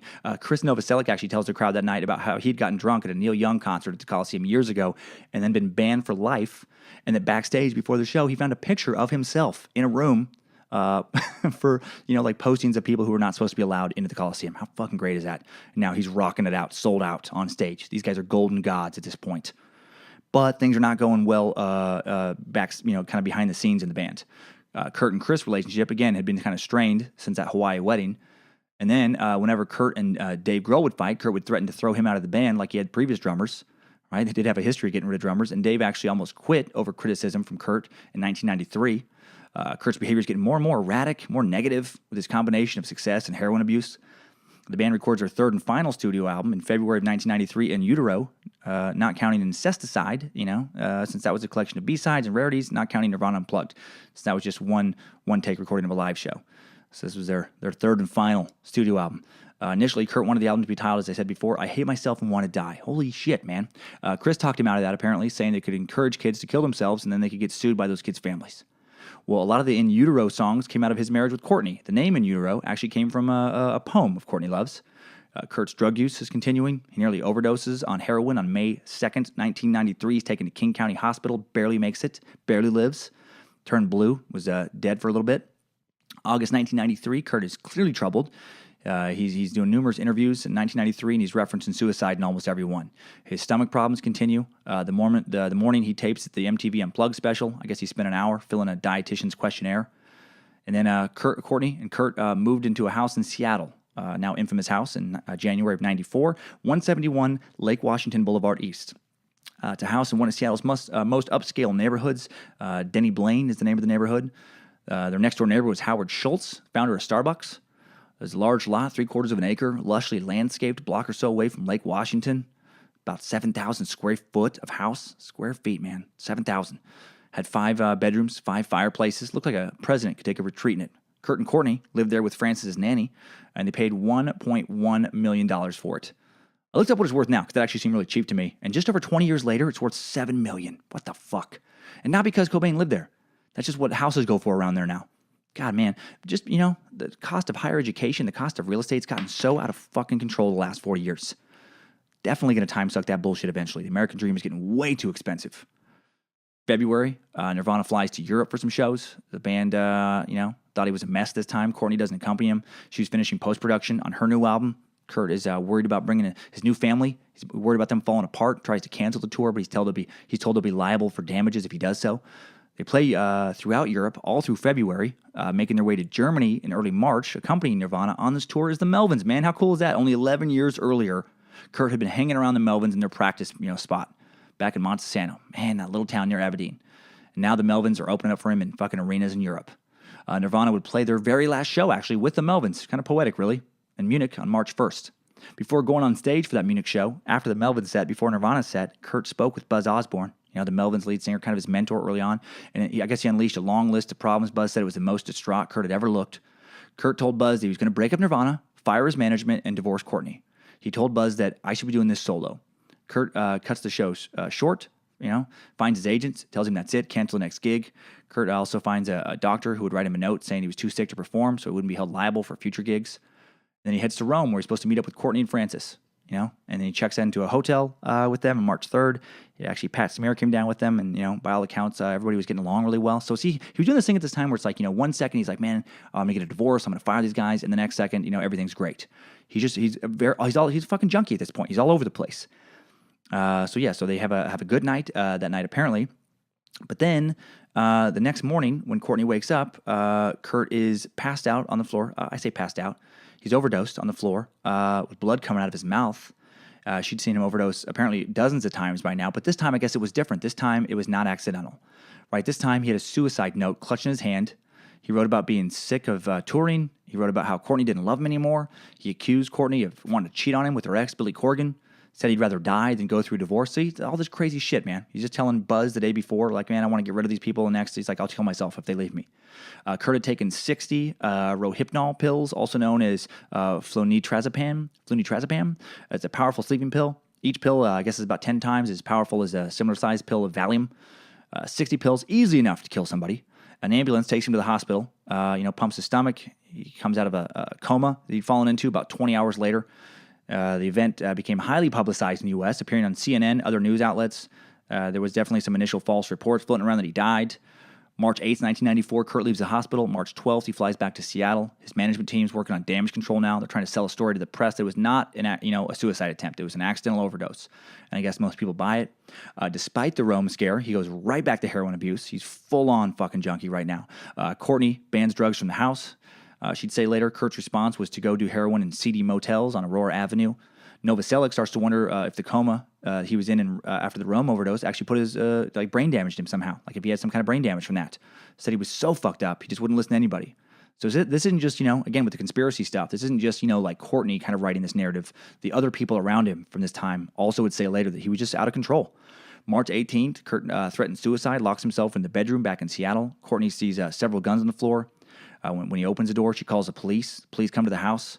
Second time in 6 days, they've come over for some kind of domestic dispute. The police seize 3 pistols and a rifle that day. They also took 25 pounds of ammunition. The officers also took Kurt downtown for questioning. They're worried about him. Then they release him. By late March, his normal heroin dealers stop selling to him. That's when you're fucked up, man. When your heroin dealers are like, nah, man, you don't need any more. I guess they were afraid that if he, OD'd, in connection with them, they could get in a lot of trouble just because of his notoriety. Right? They didn't want to be blamed for Kurt's death. They didn't want the heat that would come with that.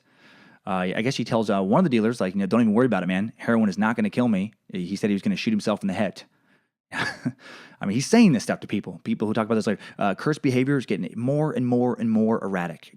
Chris, thinks that he's totally determined to kill himself at this point. Courtney flies down to L.A. on March 25th to go over final details in connection with the release of Hole's new album. She urges Cobain to come with her, check into a recovery program. Finally, he does. He comes down the 28th, 3 days later. He goes to Marina Del Rey and checks into Exodus. He'd been in this recovery program before. It's kind of a recovery program that took a lot of musicians. And it was the first sign of hope he'd given anybody in weeks, if not months, if not years. The optimism, short-lived. 3 days later, he suddenly leaves the facility without warning. In a panic, Love hires a private investigator to find him. The trail stretches to Seattle, but the investigator apparently can't find him. Kurt makes it to Seattle on April 2nd. Over the next few days, there's random sightings of Kurt around Seattle. And I guess the private investigator never went to Kurt's house to go look for him or really pursue that because the nanny is there, a man named Callie, who was living there. And, Courtney thought that Callie would tell her if Kurt showed up. But I guess Callie didn't want to get in the middle of it. And again, conspiracy theorists think that Callie may have killed him. I think, man, he was probably just a dude just caught in the middle of these messy fucking junkies. And Callie's doing drugs himself at this time, and he just doesn't want to deal with it. He doesn't want to be the one who rats Kurt's out and maybe loses his, sweet fucking gig, hanging out being the nanny sometimes and doing drugs around there. Doesn't want to get caught up. So sometime on or before the afternoon of April 5th, they wouldn't find his body for several days, Kurt Cobain barricaded himself in the greenhouse above his garage by propping a stool against its French doors. He penned a one-page suicide note in red ink. He drew a chair up to the window overlooking the Puget Sound, sat down, pressed the barrel of the 20-gauge shotgun to his head, and evidently using his thumb, pulled the trigger and blew his brains out. The man who had been talking about suicide on a regular basis for his entire adult life in teenage years finally did it. At 27 years old, the wild, talented light that had been Kurt Cobain was snuffed out forever. And that feels like a definite end to this timeline. Good job, soldier. You made it back. Barely.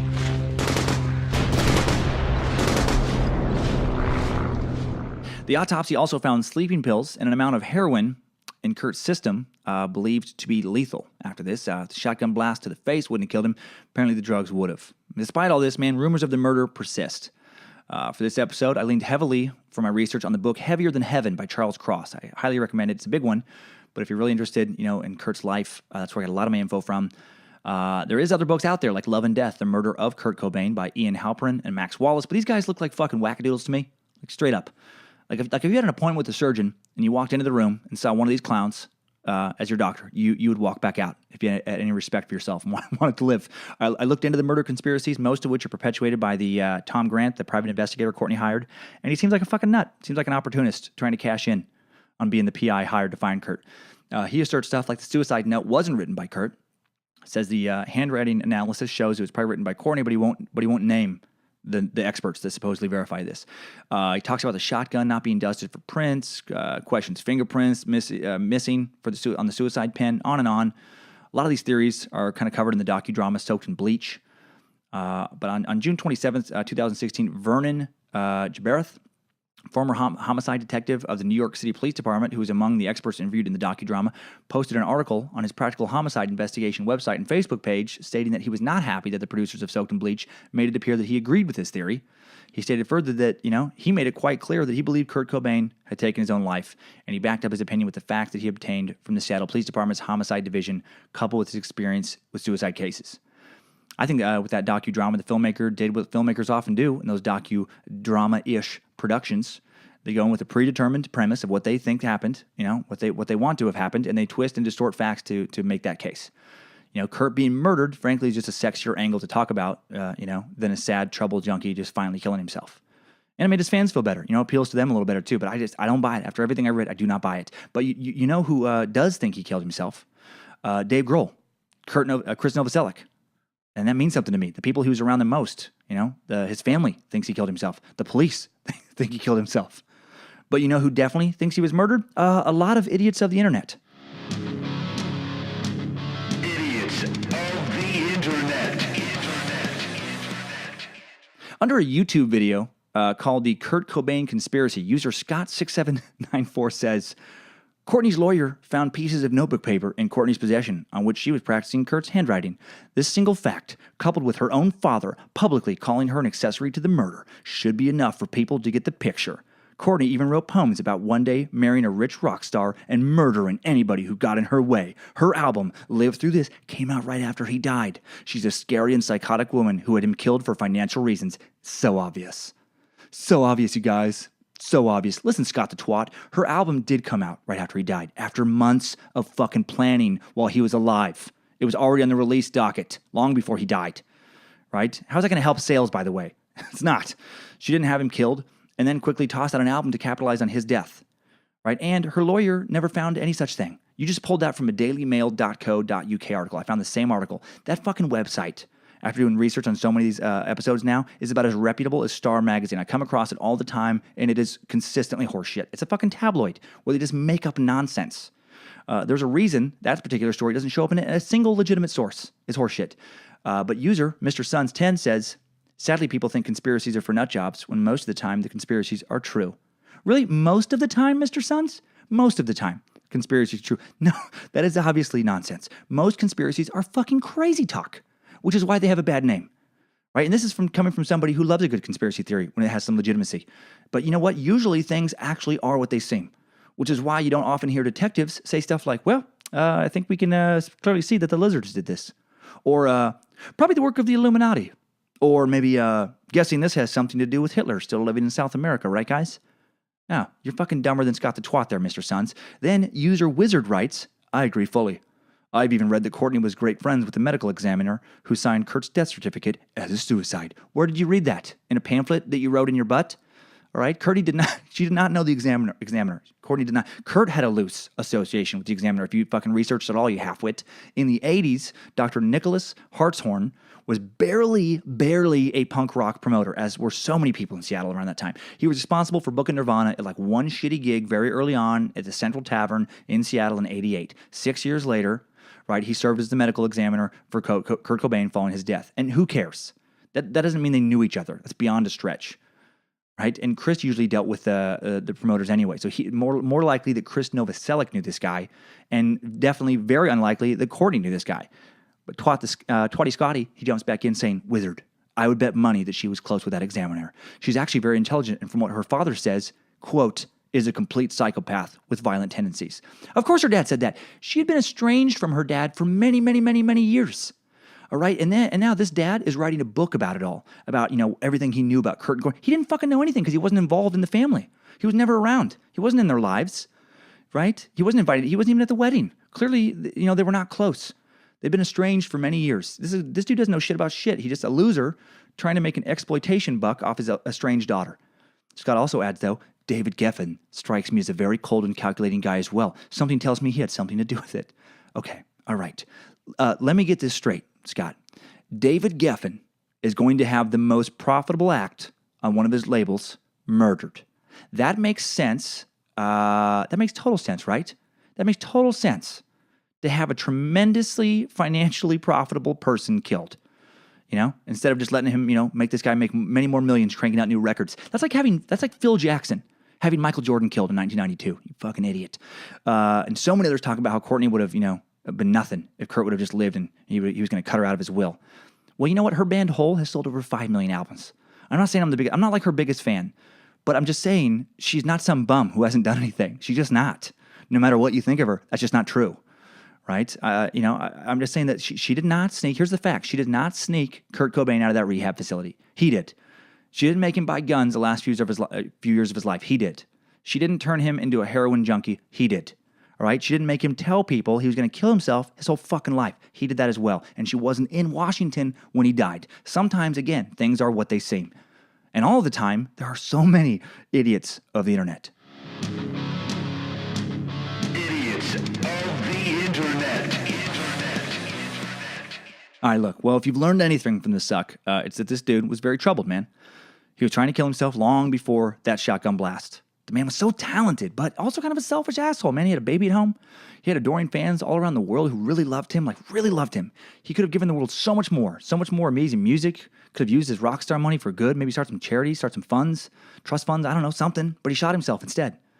Did he do it because his stomach hurt all the time? Maybe, I guess. Maybe he was sick of the chronic pain, but he also didn't do much to fix it. Yeah, he saw doctors. Yes, he saw specialists. Yes, he had tests. But did he follow their advice? I highly doubt it. Because he was smoking, doing heroin, eating a ton of fast food all the time. I'm sure none of them were like, hey, man, just keep doing what you're doing. You keep doing heroin, smoke a lot, and eat a lot of fucking Taco Bell, and you're going to be fine. Drink more Mountain Dew, if anything. That's exactly how you fuck your stomach up. My stomach hurts so bad every time I occasionally have Taco Bell, which is not often because it kills me. This is not some silly joke. But seriously, like violent, painful stuff happens to me in the bathroom within 30 minutes. It's terrible. Because it's terrible food. It's not good for you. Kurt refused to accept the reality of his newly divorced family and adapt as a kid. Kurt didn't seem willing to adapt as an adult.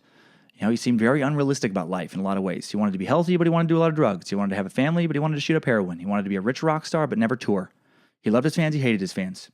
This guy needed a therapist. Honestly, he needed to work on getting his shit together, take responsibility for his life, but he didn't, and now he's dead. And others died because of him.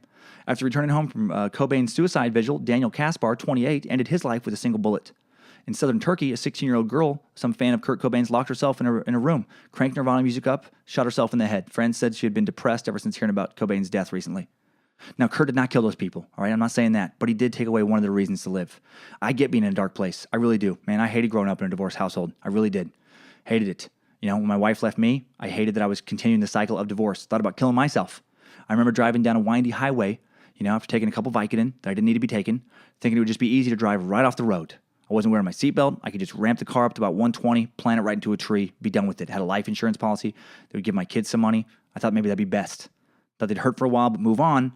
But then I thought about how selfish that would really be, how much it would hurt them, how the scar would never heal from that, and it would mean I didn't get to see what else, life might hold for me. I didn't watch them grow up and all that shit, and I'm glad I didn't. So glad. Life's gotten a lot better in those dark days, Love being a part of my kids' lives, love where my life is now, love doing this, love watching them grow up, love my amazing wife, love fucking Penny, little Penny Pooperton, my pup. A lot of fun stuff. I wanted to do this episode after thinking about the recent suicides of Chester Bennington, from Linkin Park, Chris Cornell, Soundgarden, Audioslave.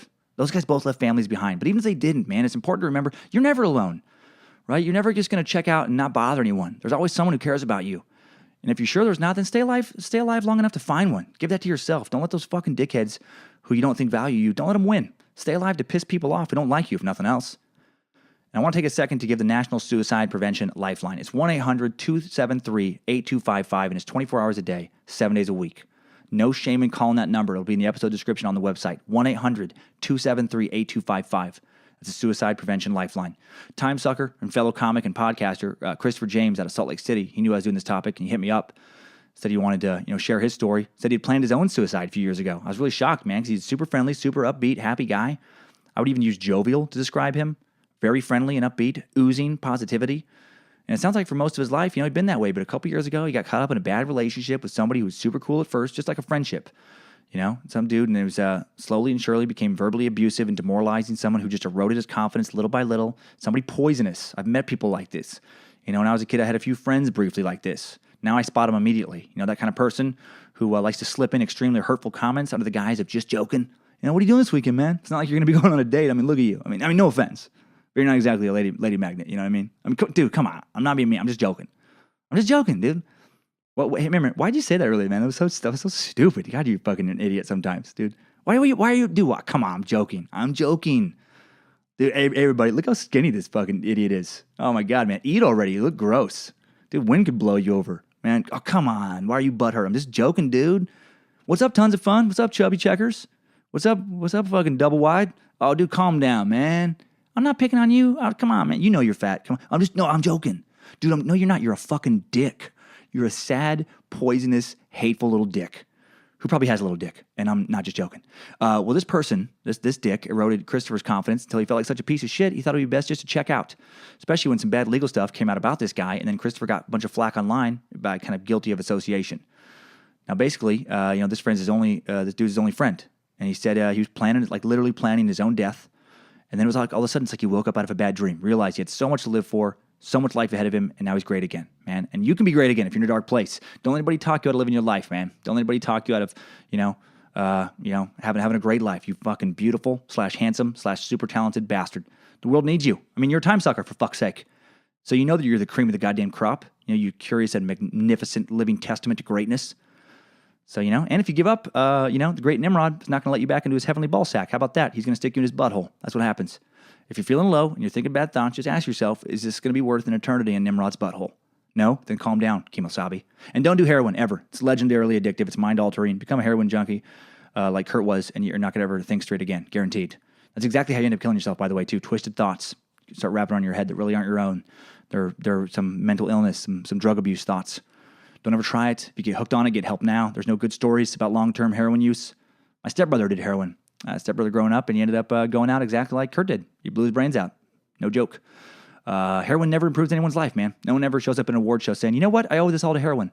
Before shooting up, I didn't even know how to play guitar. But once I started riding the devil's fucking horse, it all just kind of came to me. Everything fell in place. Women, money, fame, talent. Thanks, heroin. All right. I've given my soapbox speech. Now, time for one last look at Kurt with some top 5 takeaways. Timesuck Top 5 Takeaways. Number 1, during the production of Nevermind, after the indie success of Bleach, Kurt still got evicted out of a shitty apartment for not paying rent and slept in his car. And that frustration and angst you hear on those first 2 records, oh, that's real. That's very real.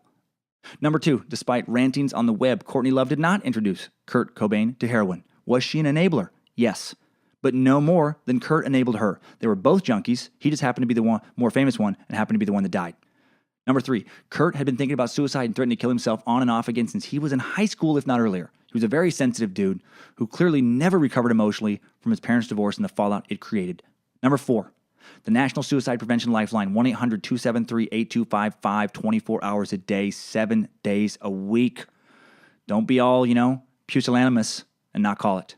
And number 5, new info. Back in 2014, the 20th anniversary of Kurt's death, police did review his case again. Detective Mike Sosensky, a veteran with 20 years working homicide, 10 years specializing in cold case investigations, explains in the report that he learned of a new clue about the shotgun shell that killed Cobain. As part of his review of the evidence inside the bag of shotgun shells, Seattle Police Department found at Cobain's side 20 years ago, Detective Sosensky writes, I recovered a sales receipt for $6.95, which was dated 4/2/94. On the box of 20-gauge ammunition is a price sticker for $6.95 from Seattle Guns. This sales receipt had not been previously disclosed by the SPD.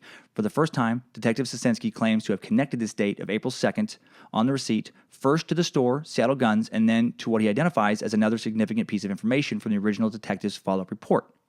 In that report, it was noted that a gray-top taxi picked up a mail from the Cobain residence on the morning of 4/2/94. The mail advised the cab driver that he wanted to find a place to buy some bullets since he had recently been burglarized. The cab driver dropped this person off in the area of 145th and Aurora. Sosensky's new report explains that Seattle Guns was located just south of 145th and Aurora. Conspiracy theorists like Grant insist that a conspirator fired the weapon that killed Cobain, questioning his inability to do so after taking a large dose of heroin and questioning Cobain's will to commit suicide. Detective Sosensky, his determination was that Kurt Cobain purchased the shotgun shells within 1 or 2 days of his death appears to suggest a person planning a suicide more than it might the coincidence of Cobain buying the shells that a conspirator ultimately used to kill him in a planned stage suicide. So there you go. Don't kid yourself. Kurt Cobain killed Kurt Cobain. Timesuck Top 5 Takeaways. So that was this week's Suck, you guys. I hope you loved it. This Friday, it's bonus episode MK Ultra. Been reading fascinating shit about the CIA's project to master mind control, a lot of LSD use. Makes sense, actually, that they tried this. The CIA's main job is extracting covert information from targets. How better to get that information than to figure out how to control the subject's mind, render them unable to resist spilling their darkest secrets, turn them into a human robot. Shit is going to get crazy. It's going to get weird on Friday. This is a conspiracy that appears to be all too real. What unethical experiments did our own government engage in? How did they justify them? How strong was the LSD? Find out in a cover-up Suck this Friday. And then next Monday, a week from now, KKK. KKK getting sucked. After recent shenanigans and the tragedy in Charlottesville, I want to learn more about these sons of bitches, about these hate mongers. Find out how fucking dumb their agenda actually is. Updates. Get your time sucker updates. Okay, first update, another tragic mispronunciation. The Slender Man stabbing took place in Waukesha, not Waukesha. It's Waukesha.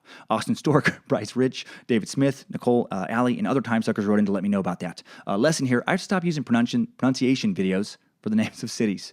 I always fuck up the actual word pronunciation. I mispronounce pronunciation when I start to say it. Oh my God. Seriously though, those videos are wrong so much of the time. I think I know, I need to know where, or I know where to go now. Local news videos. Find a local news story about the town, where they say the town's name, like where some local is saying the town's name.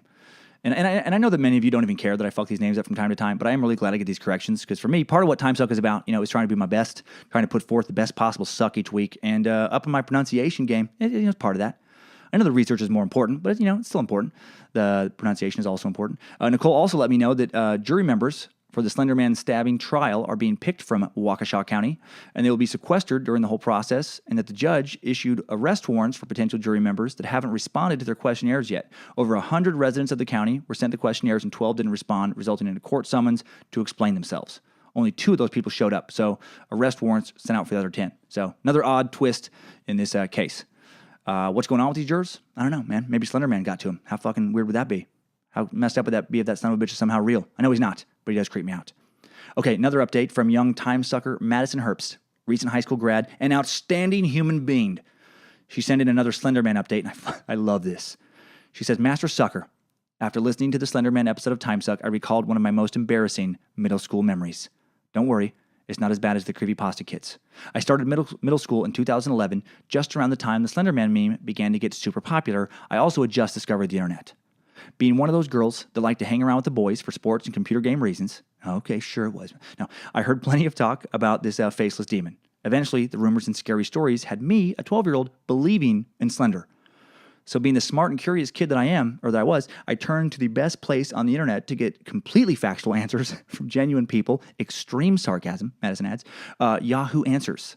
Yesterday, I made an effort for you, Master Sucker, and for my fellow Time Suckers to find my original post to show everyone how naive and paranoid a preteen can be, and she found it. And this is so fucking good. Oh, Maddie, so glad you shared this with us.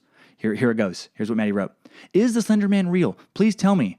On Sunday, my friends went to Woodland Park at 11 p.m. to play tag for his birthday party. Dan and Joe sat behind the tennis court fence.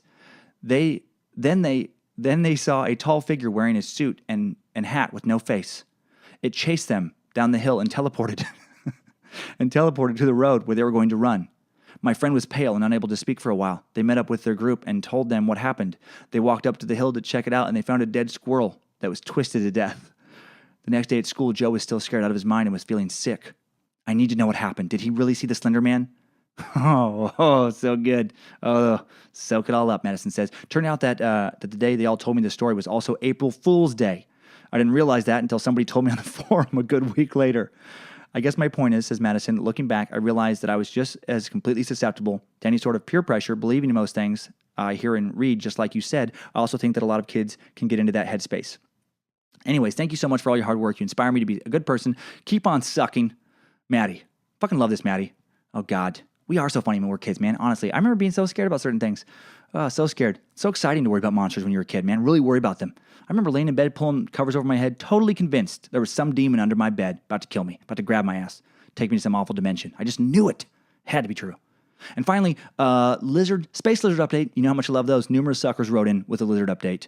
Time Suckers Ben Sestak, at That Kid Text on Twitter, at WavyBone121 on Twitter, at You Can't Find Me Dad on Twitter, and others. Let me know there's some space lizard shit might be going down, or at least lizard stuff. It might be going down today during the solar eclipse in South Carolina. WLTX in West Columbia, South Carolina, has reported that the South Carolina Emergency Management Division posted on social media, at SCEMD, that lizard men may be more active during a solar eclipse. Now, this was a tongue-in-cheek post, but there is a real lizard man legend in South Carolina. The first lizard man was reportedly seen in Lee County, South Carolina in 1988, coming out of the Scape Ore Swamp. Son of a bitch apparently jumped on top of 17-year-old Chris Davis's car. He had to swerve, speed up to shake that lizard bastard off. Bet the lizard Illuminati were not happy about that, man. Sounds like that swamp lizard probably went rogue. I feel like every family, got that one dipshit, doesn't follow the rules. It's probably no different for the space lizards, They can't be all controlling our minds all the time. Probably a few of those lizards are lazy, unambitious, rule breakers. They don't want to control our minds. They just want to hang out in some swamps, drink some moonshine, fuck with some locals, maybe bump uglies with some dirty old swamp chicks. Who knows? And that is all for this week's Time Sucker updates. Thanks for listening to them. Thanks, Time Suckers. I needed that. We all did. All right, hope you liked the new format, everybody. Hope you liked it. Let me know. Thanks for keeping this thing moving forward, moving along. Thanks for keeping it growing. And again, man, it's making me feel like there's a possibility I could do some really cool stuff with this coming up. Makes me want to work even harder on it. Spread those new stickers around. Send me some pics to post on @Timesuck Podcast on social media. And, most importantly, you know what I'm going to say. You can say it with me. Keep on sucking.